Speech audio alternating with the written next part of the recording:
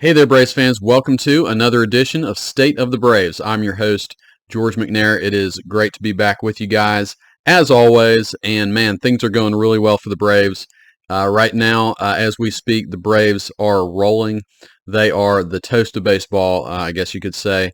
This recent string of success has basically forced the eyes of the sporting world to notice how good the Braves are. Even ESPN, which I have long contended has a bias against the Braves. I don't know if I've made that up over the years.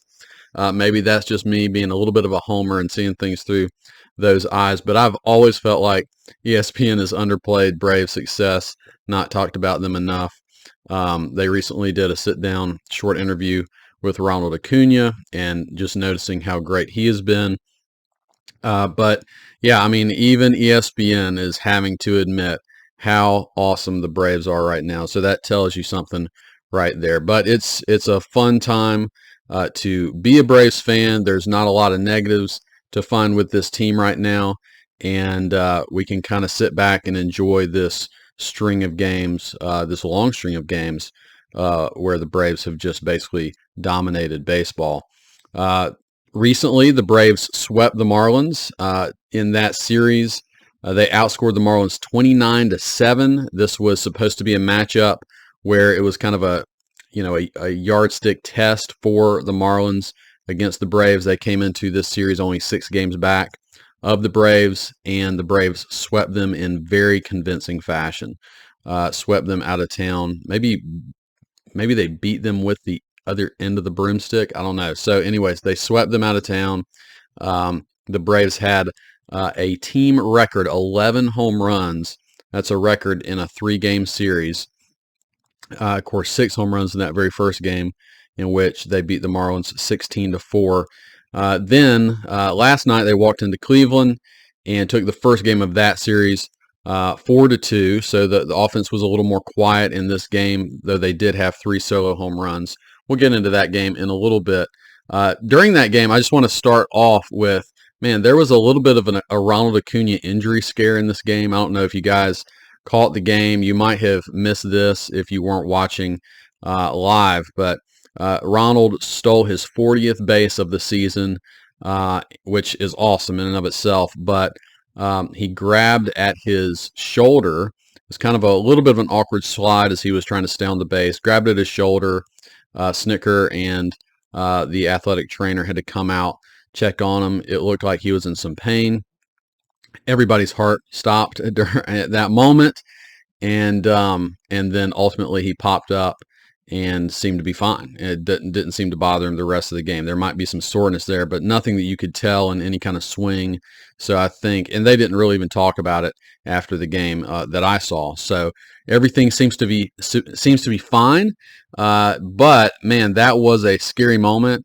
And I think if you are talking about anything that could derail this team, it's really only injury. I mean, I'm not saying that another team can't get hot and beat them, especially in the playoffs. We know that can happen in baseball. But in terms of how they're rolling right now, it's really hard to imagine this team going into a long spell of bad baseball. I mean, it might happen for short stints, but injury is the one thing that you really could imagine derailing this team. And particularly, it would be heartbreaking if it were to happen to Acuna. So I hope I'm not speaking it into existence. I don't really believe in that. So I just am hoping beyond hope that the Braves can keep Acuna healthy. Of course, he is going to play his aggressive style of baseball, and we just hope for good health for Ronald and the rest of the Braves going forward.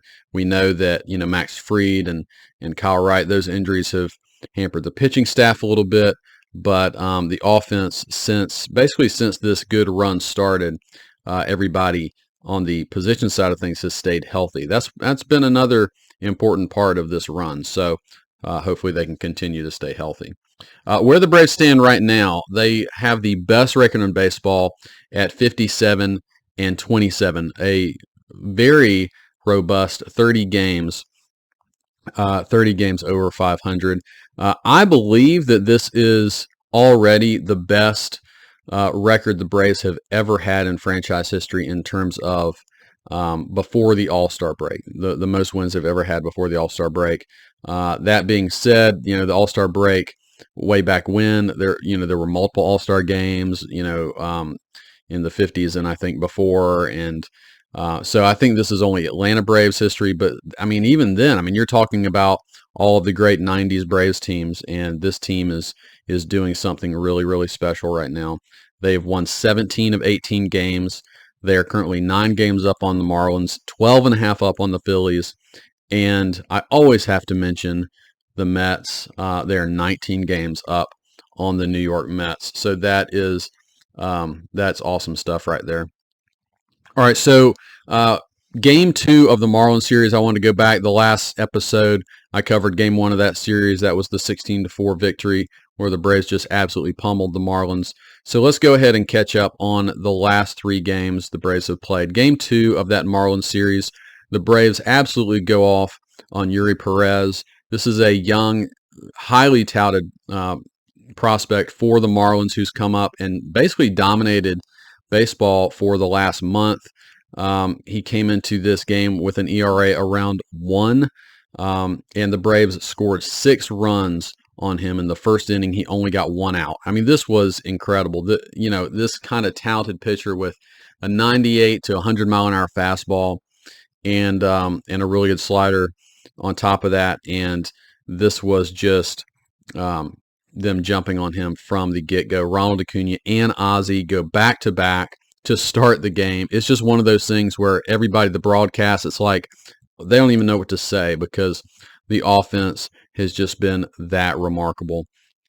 So the Braves score 6 in the first inning. They actually went silent until late in the game. They tagged on 1 more run, but the Braves blanked the Marlins in this game. Charlie Morton had a good game, 5 2/3 innings. His pitch count got a little high in that 6th inning, and he couldn't get out of the 6th, but nonetheless, very good game for him. No earned runs, 4 hits allowed, 5 strikeouts. So it wasn't dominant Charlie Morton, but it was good. It was a good Morton appearance for sure.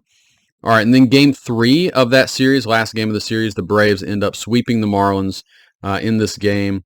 They actually went down 2 early in this game, so in terms of this good run of the Braves, they almost always jump on top first.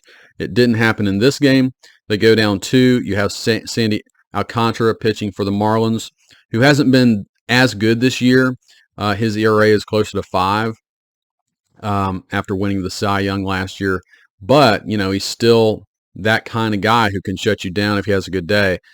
So Strider was on the mound for the Braves. Again, gives up 2 early runs, but actually looked sharp otherwise. He gave up a couple hits in the 2nd inning that allowed these 2 runs to score, but he's continuing to look good. I mean, a lot of 98 to 99 mile an hour fastballs, painting the corners. That's the kind of stuff you want to see, that fastball with really good command. He didn't have a ton of strikeouts early in the game, but then he ended the game with a string of, I think, 5 straight strikeouts. He ended with 9 strikeouts for the day. So in terms of the offense, you get home runs from Arcia and Ozzie off of Alcantara. Home run from Arcia was nice since he's been scuffling a little bit offensively. And then you get an insurance homer from Travis d'Arnaud, a 2-run homer the opposite way in the 8th inning. That was really great because at that point it had been 4-3. That pushed it to 6-3, and the Braves take the game comfortably in the 9th as Iglesias comes in and shuts the door. So the Braves sweep the Marlins and then head out on the road. Last night they played the Guardians, and if I end up calling them the Indians at some point, y'all just gonna have to forgive me for that. But anyways, the Cleveland Guardians, still sounds weird. The Braves, this is their first trip to Cleveland in a long time. But the Braves connected on 3 solo home runs last night, and Bryce Elder did Bryce Elder things. He looked very Bryce Elderish.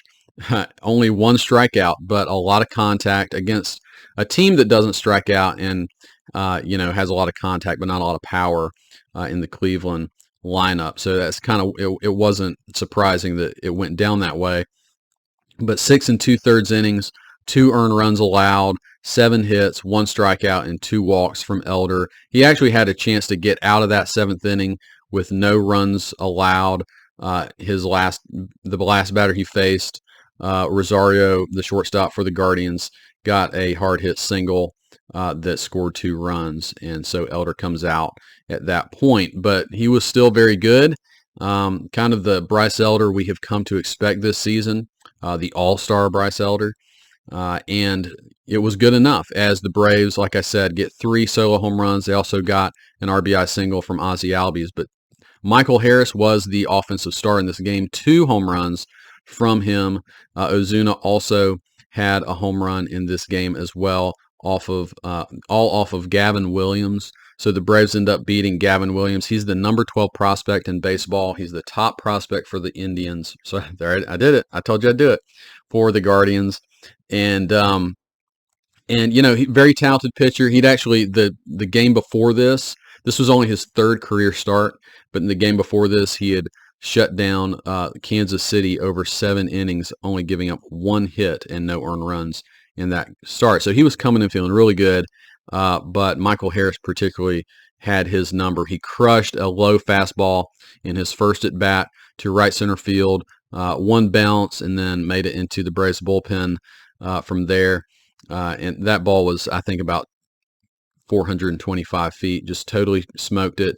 The second ball was not as long, but it still got over the fence. He went the other way, and this was, to me, the more impressive home run for Harris, a fastball above the zone, and he's able to hit that the other way. And sometimes with him, when he hits the ball the other way out, I just don't know how he does it. I mean, that ball was not a strike, out of the zone, high, and for him to have the power to get it out the other way is pretty remarkable.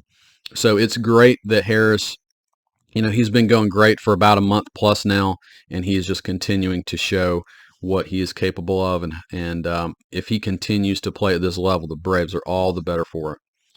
All right, guys. So those are the last 3 games. The Braves, like I said, 30 games over 500 and rolling. Hopefully they can continue to beat up on the Guardians in this series.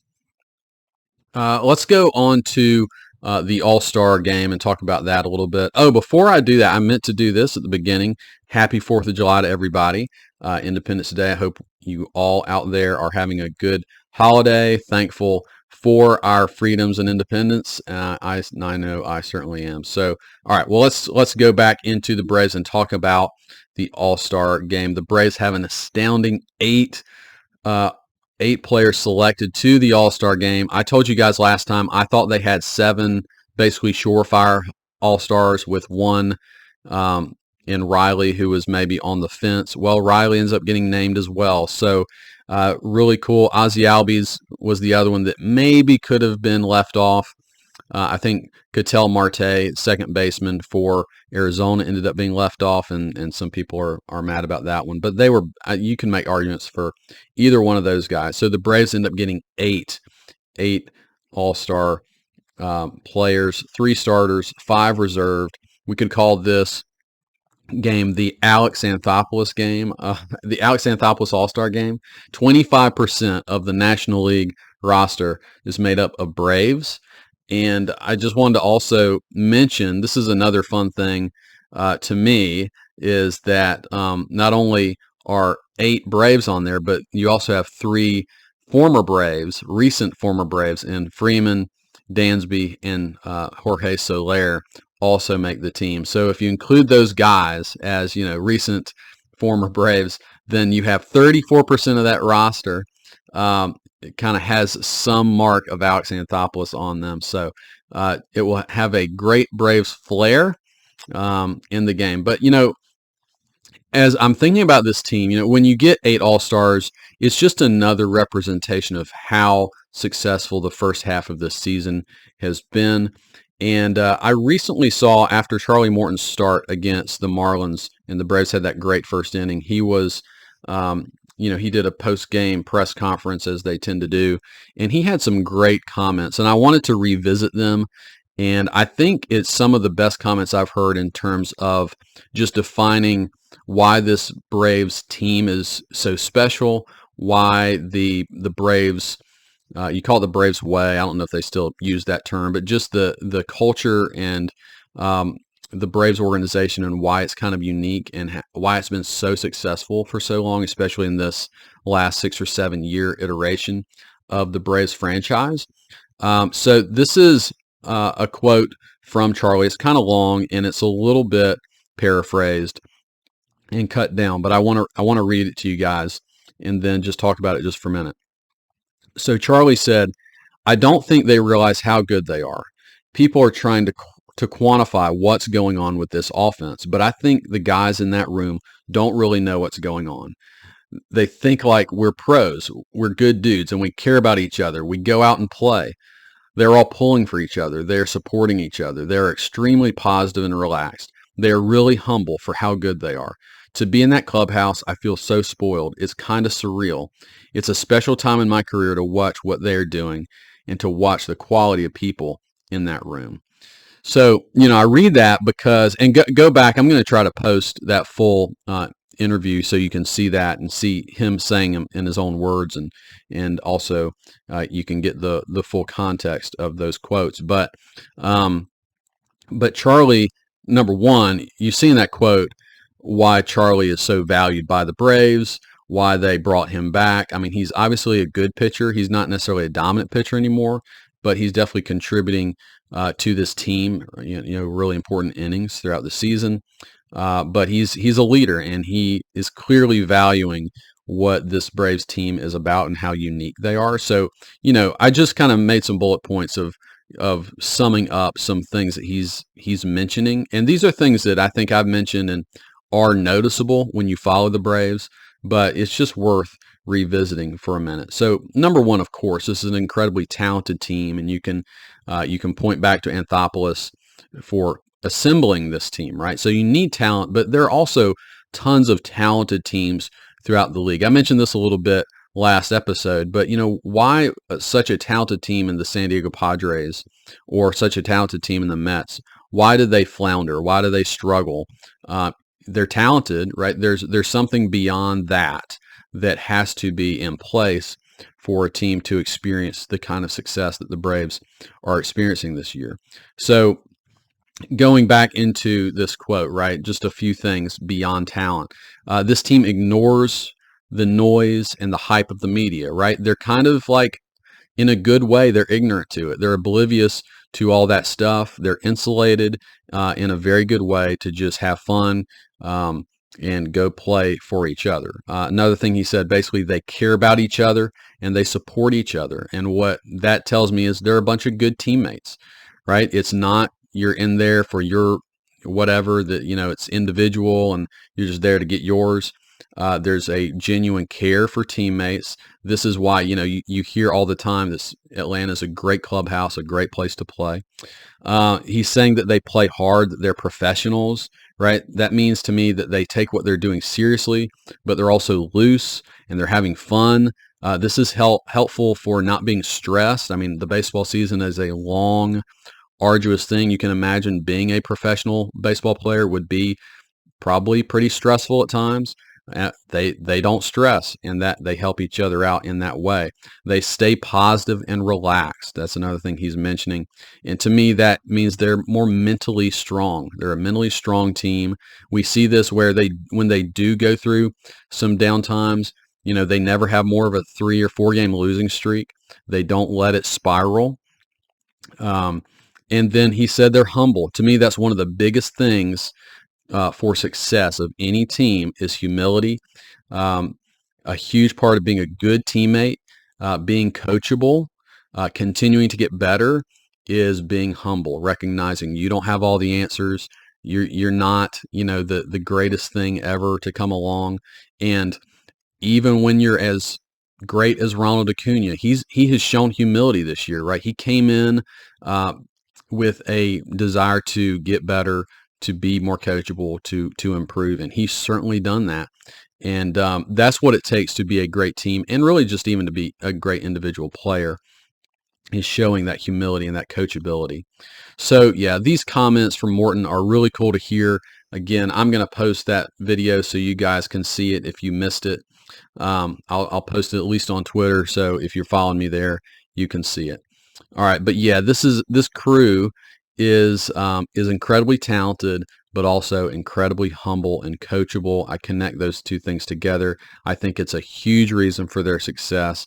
And when you connect players who are willing to be coached and listen with great coaches, then you get some great results. And of course, we know that's the thing for the Braves. They've got a great coaching staff. I wanted to shout out two guys in particular who I think are having huge impacts. And again, Snicker's at the top, so I'm giving him credit connected to these two. But the first is, of course, Ron Washington. We all love Wash.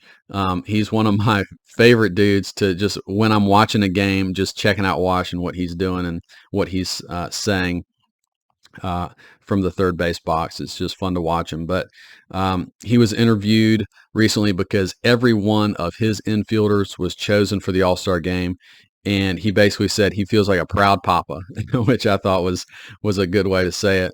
And he also had a quote that, again, connects back to this team being coachable. He said, "You can be the best coach in the world, but if they don't apply them, how good are you?" And clearly these guys are listening to Washington. They're listening to their coaches. They're applying these things. They're working hard at the same time. And you see significant results. The other guy I wanted to point out is Kevin Seitzer. I don't think this guy gets enough credit. Of course, the players are out there playing and ultimately are doing it. But he is overseeing one of the best offenses that's been around in baseball for a long time. And I think what he is doing is he's bringing a good full team approach. And when when the calendar turned to June, I think you could actually see in games that the team had a clear team approach. It wasn't that every guy was trying to do his own thing or do a different thing, but this was a team-wide game plan and approach that I'm sure Kevin Seitzer had a lot to do with. Also, a shout out to Chipper Jones. You guys know he works with hitters a lot as well individually. But this idea that they're letting the ball travel more, they're staying up the middle. If you're a left-handed hitter, stay to left center field. If you're a right-handed hitter, you're hitting the ball more to right center field, which creates a more patient approach, better ball and strike recognition. So all these things have been very evident across the entire team and have, once everybody, I think, kind of bought in and also just had those repetitions to get better and better with this, they have just gotten exponentially better as an entire offense. How many home runs? The Braves hit a record 61 home runs in June. They've continued to hit home runs in July here. How many of those home runs were hit to center field or the other way? And I would say, they do those spray charts on the broadcast sometimes, and it's very good to see it because, even like last night, you have both Ozuna's home run and Harris's second home run go the other way. Darno's home run the other night to give the Braves some insurance runs went the other way. You just see it. A lot of Olson's home runs have been up the middle into left center field.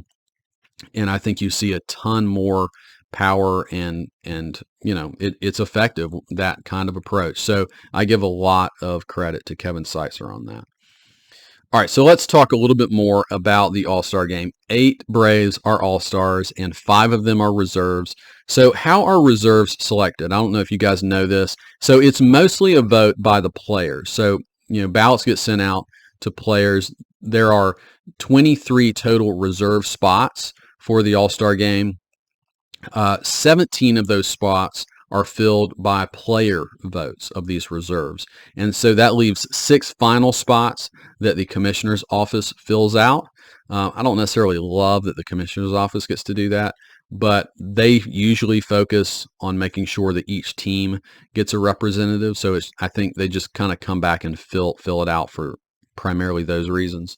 So you don't really know for sure. I don't think you can know for sure who, if it's a player vote or commissioner vote. But since the Braves already had 3 starters and then you have these 5 reserves, what I'm taking from that is the 5 Braves reserves got in through a player vote. It wouldn't make as much sense to me that the commissioner was putting more Braves on the team when there were already so many on the team. So that being said, I think this shows you that the Braves are, they are highly respected by their peers across baseball. and those reserves from Riley to Olson to Ozzie, and then the two pitchers in Strider and Elder. It's just pretty cool that all five of them got voted in, probably by their peers. So I mentioned this already, but on the National League roster, you have 8 Braves. That's 25% of the team are Braves, and then another 3 are former Braves in Freddie, Dansby, and Soler. Pretty cool for Soler. He's had up and down career, so good for him to have another appearance in an All-Star game. I think he's been an All-Star one other time, but I'm not positive on that. So just another thought, of 9 National League infielders, 6 of them are current or former Braves. That's pretty cool. I would say one of two things I want to see happen, because there's so many Braves and former Braves on this team. One of two things I would love to see happen in the game. I would either love to see all 6 Braves position players and one of the 2 pitchers in the game at the same time. So you could basically have almost a full Braves team on the field at one time, minus 2 outfielders. Or I think it would be really cool to see an infield of Riley, Dansby, Freddie, and Ozzie one more time, right? I think that would be really cool. That the sentimental side of me would like to see that one. So I don't know. I guess the Phillies manager will be managing this game. I don't know if he's aware of any of these things, but I think that would be really cool to see. The other thing I think about with this All-Star team is just considering the impact that Alex Anthopoulos has had on the Braves. Not every one of these All-Stars was brought in by Anthopoulos. So you have Riley, Ozzie, and Acuna were brought in by previous regimes. But think about the All-Stars that Anthopoulos has acquired.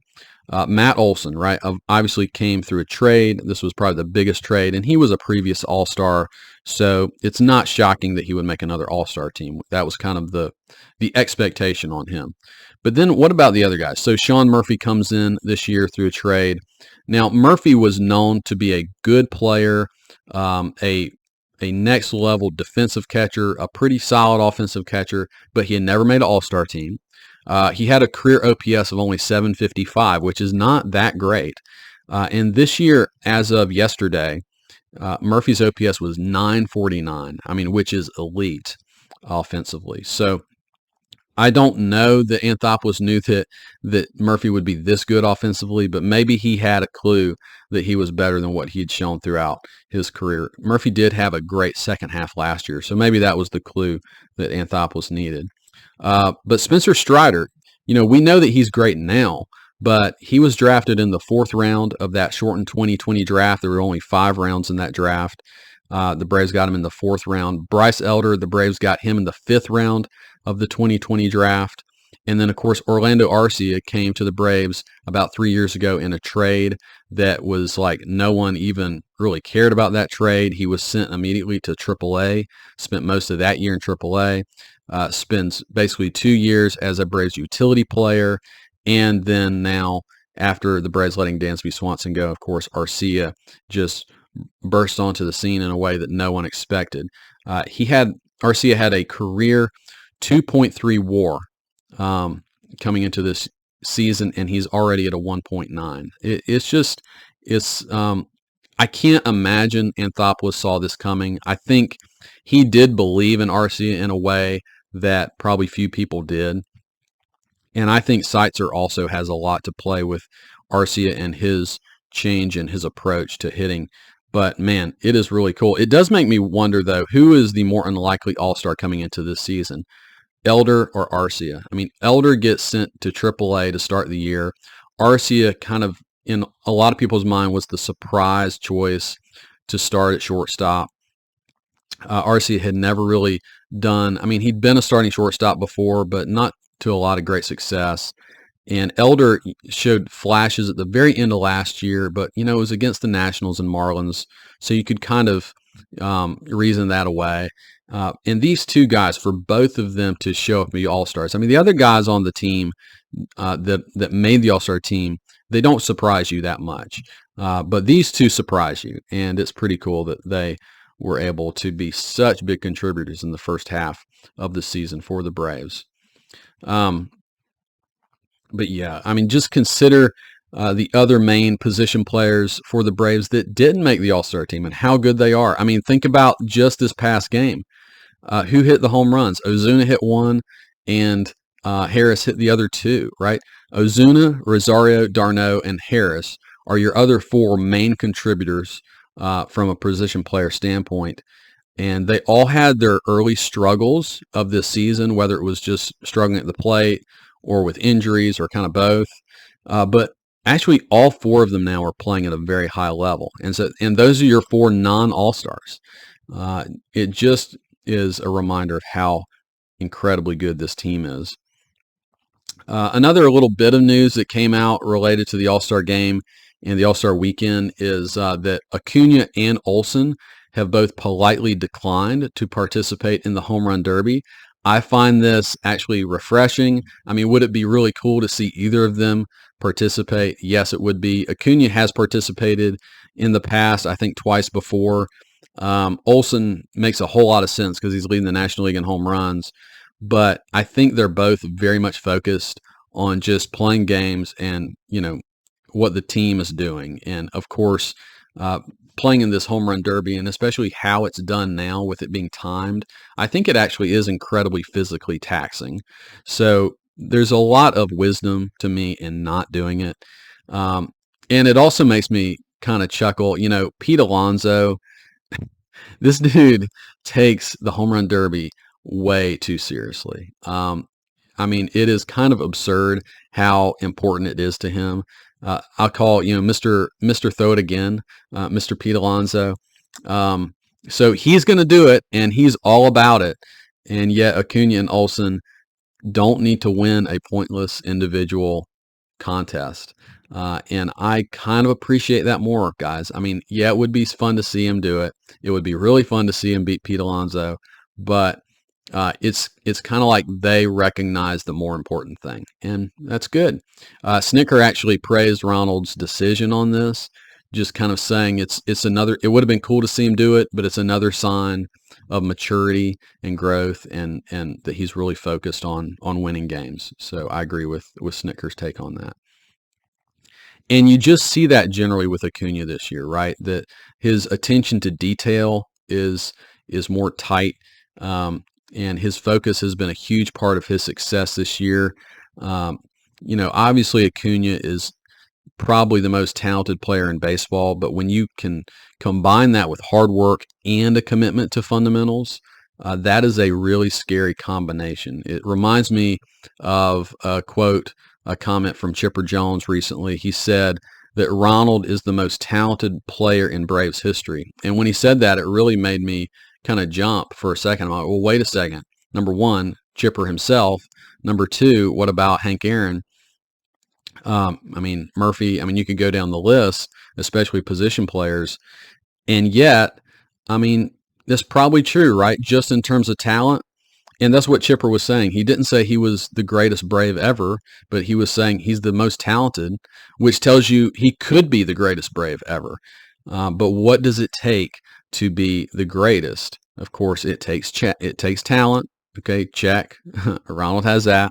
It takes effort. Check. Ronald's always played hard. But it also takes perfecting your craft, attention to detail, listening to coaches. Small things in baseball that I've seen Ronald do a lot this year. Hit the correct cutoff man, get behind the baseball before you throw it home. Those sorts of things. Even how he's stealing bases, right? It's all way more fundamentally sound, and yet he's still a flashy, fun-loving player. And so you can put all those things together and make it work for you, and you see what he's doing. MVP, runaway MVP candidate right now. He's going to win it if all things stay the same. So just a huge shout out to Ronald and the season he is having. All right, guys, well, what to look for in the final two games coming up in Cleveland tonight. Colby Allard will get his second start for the Braves. He will face off against Shane Bieber. This is a very talented pitcher for the Indians, probably, I did it again, for the Guardians. He has been their ace for some time. He's having an okay season by his standards, maybe a little down, but not bad by any means. I think this is the worst of the pitching matchups for the Braves in this series. But the betting line actually still likes the Braves. I don't look at the betting line very often, but it is an okay gauge on generally, who might be the favorite for the game. So that being said, what I think that is about is Cleveland is really not a good team against left-handed pitching. They're not a good offensive team anyways, but especially against lefties.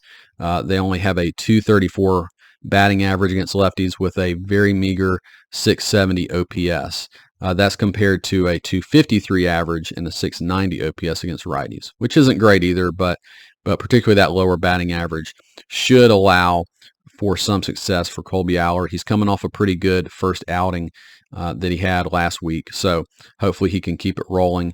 The other tough part of this matchup for the Braves is very few of the Braves have faced Shane Bieber more than just a couple at bats. Other than Eddie Rosario has a lot of at bats against him, and actually a good bit of success. So I'm sure Rosario will be back in the lineup for the Braves tonight. Game 3 of this series will feature Michael Soroka versus Cal Quantrill.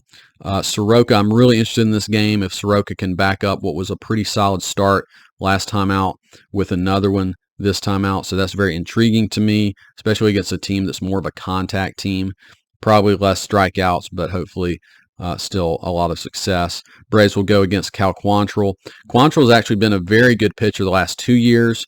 2021 and 2022 were very good years for him, but he has struggled a lot this season, including recently. His last 3 starts have been very bad.